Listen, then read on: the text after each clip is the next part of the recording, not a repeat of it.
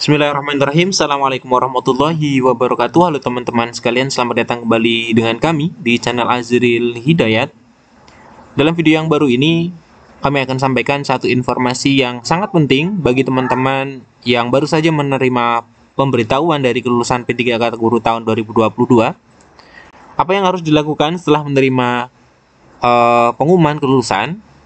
Karena harus ada hal-hal yang dipersiapkan, karena dalam waktu dekat menurut kami akan segera dirilis untuk jadwal-jadwal tahapan-tahapan setelahnya yang akan dirilis oleh Kemdikbudristek. Nah, jadi teman-teman P1, P2, P3, dan P4 yang dinyatakan lolos selamat, silahkan simak video ini hingga akhir sehingga teman-teman tidak ketinggalan informasi terbaru. Kemudian silahkan teman-teman untuk merancang langkah bagaimana untuk menyongsong tahapan-tahapan berikutnya. Nah, namun sebelum kita masuk di pembahasan, seperti biasa, silahkan jangan lupa subscribe channel ini dan nyalakan lonceng notifikasinya. Terima kasih. Kita ke pembahasan.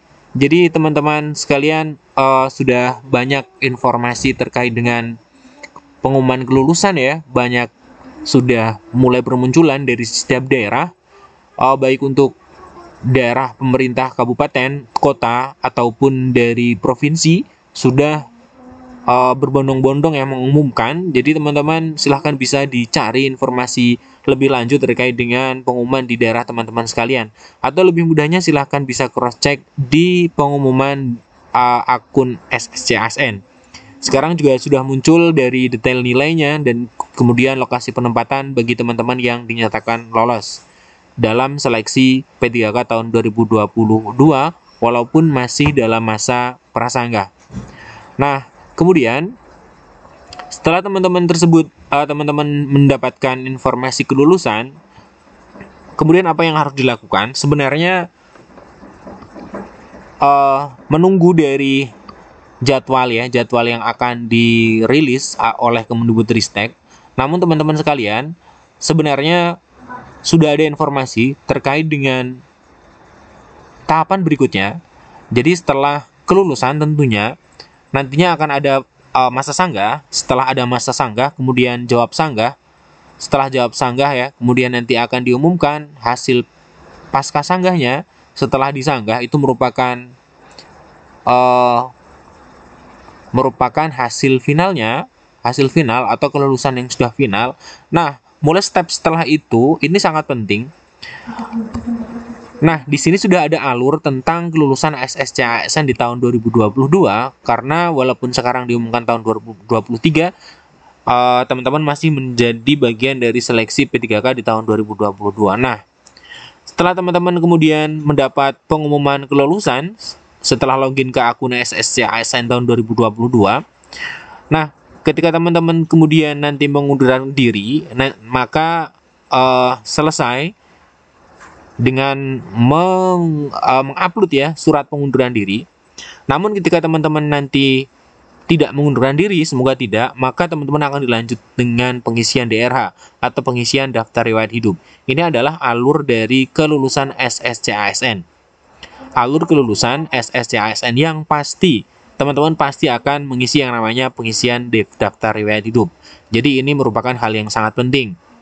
Nah, kemudian seperti contoh, kami memiliki contoh ya, salah satu surat, dan ini per surat resmi, ini keluaran dari BKN. Ini adalah surat pernyataan, di mana surat pernyataan ini adalah surat pernyataan yang berisi nama, tempat tanggal lahir, agama, alamat, yang menyatakan satu ini ya, tidak pernah dipidana, kemudian berdasarkan putusan pengadilan, tidak pernah diberhentikan dengan hormat, kemudian tidak berkedudukan sebagai calon pegawai negeri sipil, prajurit TNI, atau anggota kepolisian, tidak menjadi anggota atau pengurus partai politik, atau terlibat politik praktis, dan bersedia ditempatkan di seluruh wilayah Negara Kesatuan Republik Indonesia. Nah, ini adalah surat pernyataan yang ditandatangani oleh teman-teman yang sudah lolos P3K, kemudian dibubui materai ya, materai 10.000. Nah, sebenarnya ini surat pernyataan apa? Apakah ini merupakan surat pernyataan resmi? Ya, ini resmi dari BKN. Nah, kemudian ini sebenarnya kapan dibutuhkan? Nah, kita bisa lihat di sini. Ini adalah tampilan dari pengisian DRH nanti di akun teman-teman ya. Ketika teman-teman mengisi DRH, maka nanti akan muncul dokumen yang akan diunggah. Nah, dokumen-dokumen ini adalah dokumen-dokumen pemberkasan. Kita bisa lihat. Silakan cetak dan periksa di daftar riwayat hidup Anda dengan cara menekan kedua tombol cetak di bawah. Ini ya, cetak.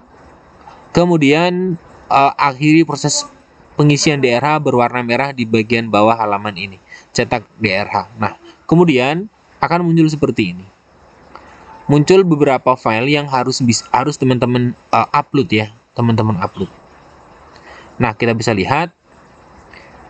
Yang pertama, ini adalah jenis dokumen surat pernyataan 5 poin peraturan BKN nomor 14 tahun 2018 untuk CPNS, kemudian peraturan BKN nomor 1 tahun 2019 untuk P3K yang sudah dibubuhi dengan materi ditandatangani calon ASN ukuran 1000 KB PDF untuk template bisa unduh di sini.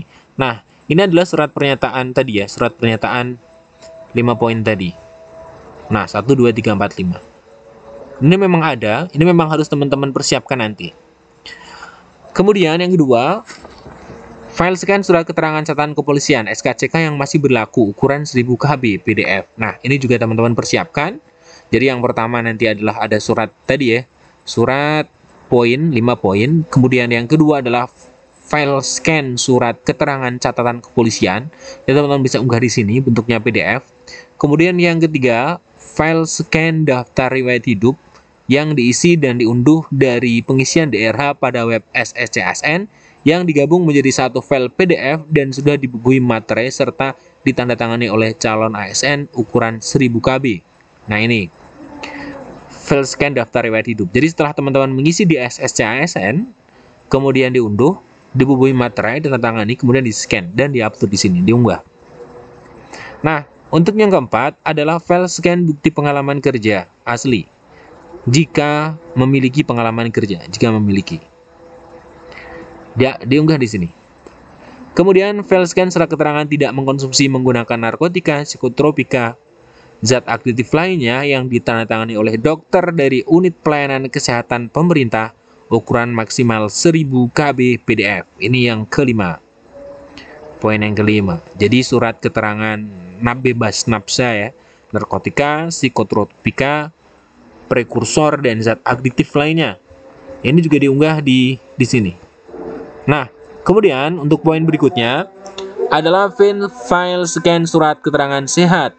Surat keterangan sehat dari dokter sehat jasmani dan rohani dari dokter berstatus PNS atau dokter yang bekerja di unit layanan kesehatan pemerintah maksimal 1000 KB PDF. Ini yang keenam. Jadi teman-teman perlu cermati di sini adalah sehat jasmani dan rohani. Jadi ada yang Pemda kemudian yang mengerahkan 2 dokter untuk mengecek secara jasmani dan rohani. Ini tergantung dari Pemda masing-masing. Kemudian yang ketujuh adalah file scan ijazah pendidikan asli. Ijazah penyetaraan dikti untuk lulusan luar negeri yang digunakan untuk melamar formasi CASN ukuran 1000 KB PDF. Nah, jadi file scan ijazah asli ini adalah scan ijazah yang digunakan untuk pendaftaran CASN. Jangan ijazah yang lain. Misalkan yang digunakan untuk pelamar di SSCASN adalah S1-nya, maka yang digunakan S1 tersebut. Jangan kemudian diupload yang S2 kan. Kemudian yang berikutnya, yang ke-8 adalah file scan transkrip nilai asli yang digunakan untuk melamar formasi CASN ukuran 1000 KB PDF. Nah, ini teman-teman. Ini yang ke-8. Yang ke-8. Kemudian yang berikutnya adalah file scan surat lamaran CASN yang ditujukan kepada instansi yang Anda lamar. Sistem akan menampilkan surat lamaran pada awal pendaftaran jika ada. Ukuran maksimal 1000 KB PDF. Kemudian yang berikutnya, file pas foto formal terbaru dengan latar belakang merah maksimal 500 KB JPG. Nah, ini dia ada 8 9, 10, 11 poin ya yang harus teman-teman persiapkan sambil menunggu dari penyesuaian jadwal kembali yang akan ditampilkan oleh atau yang akan disajikan oleh Kemendikbudristek. Maka teman-teman bersiap untuk mengumpulkan hal-hal ini. Paling tidak teman-teman sudah tahu apa yang harus dipersiapkan dalam pemberkasan dari pengusulan NIP 3K ya. Karena teman-teman sudah dinyatakan lolos P3K walaupun masih prasanggah, namun semoga nanti di pasca sanggah juga teman-teman bisa dinyatakan lolos. Nah, ini dia. Nah, untuk ketentuan unggah dokumen, format berkas yang diterima adalah PDF dan JPG atau JPEG untuk pas foto. Jadi untuk dokumen itu semuanya PDF, untuk gambar atau foto itu JPG atau JPEG. Maksimalnya adalah 100 KB untuk minimal setiap berkas. Kemudian hindari memfoto berkas dengan kamera handphone, sebaiknya berkas di-scan menggunakan scanner. Nah ini, walaupun di beberapa pengalaman ya, itu teman-teman menggunakan scanner HP maksudnya, cam scanner. Tapi alangkah lebih baiknya jika menggunakan berkas dengan scanner. Kemudian jika ukuran berkas melebihi ketentuan, silahkan dikecilkan ke resolusi lebih kecil dengan catatan tulisan pada berkas harus terbaca dengan baik. Nah ini teman-teman harus bisa mengkompres ya, namun hasil masih tetap terbaca dengan baik. Segala bentuk salah unggah atau unggah tertukar, berkas unggah tidak terbaca merupakan tanggung jawab dari pendaftar. Jika sudah selesai mengunggah, harap mengecek hasil unggahan dengan menekan tombol lihat. Nah, jadi ini ketika teman-teman sudah mengunggah, kemudian bisa dilihat untuk meng-cross-check apakah yang diunggah itu betul ataukah tidak, seperti itu. Kemudian, Anda dapat mengunggah ulang berkas, misalnya terpotong atau tidak jelas sesuai dengan keperluan sebelum mengakhiri. Jadi sebelum mengakhiri proses pengisian DRH, maka teman-teman pastikan yang diunggah dengan melihatnya sudah benar. Ketika belum benar, maka unggahan ini tolong diunggah kembali, seperti itu bisa. Berkas surat lamaran akan terunggah otomatis bila pada saat mendaftar peserta sudah mengunggah surat lamaran. Nah ini, jika sudah dulu sudah pernah mengunggah surat lamaran, maka di sini di surat lamaran ini sudah otomatis terunggah. Di sini otomatis sudah terunggah, teman-teman bisa langsung melihatnya. Nah, kemudian untuk berikutnya, peserta diperkenankan mengunggah kembali surat lamaran bila diperlukan, bisa saja. Kemudian untuk berkas DRH, silahkan unduh daftar riwayat hidup perorangan dan daftar riwayat hidup lainnya, lalu cetak, tanda tangani, kemudian unggah file semua lembar daftar riwayat yang sudah digabungkan menjadi satu file PDF. Nah, jadi yang diisi dari daftar riwayat hidup nanti akan diupload ya, diupload di daftar riwayat hidup di sini.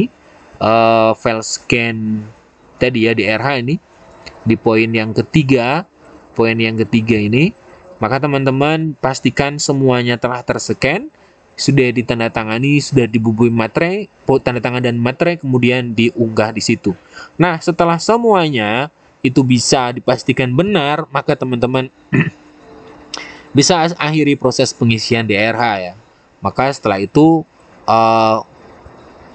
selesai ya proses dari pengisian dari DRH.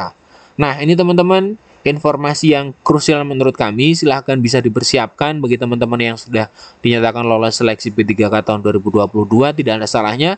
Kemudian teman-teman mempersiapkan dokumen-dokumen tersebut demi kelancaran nanti proses pengisian DRH, karena dari BKN mengungkapkan ya, untuk DRH nanti tidak ada pengumuman dari BKN, mengikuti jadwal yang nantinya akan dirilis oleh Kemendikbudristek. Nah, sekian informasi dari kami. Semoga manfaat. Assalamualaikum warahmatullahi wabarakatuh.